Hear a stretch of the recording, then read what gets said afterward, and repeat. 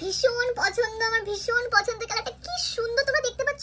আর এই কাপড়টা, ও মাই গড, এটা যখন আমি পরবো তখন দেখবে তোমরা, আমার তো ভীষণ পছন্দ হয়েছে। খুব তাড়াতাড়ি আমি এটা একটা বিয়ে বাড়িতে পড়তে চলেছি, তখনই তোমরা দেখতে পারবে। আর তোমরা যদি এই সেমটা চাও তো অবশ্যই জানিও। ইভেন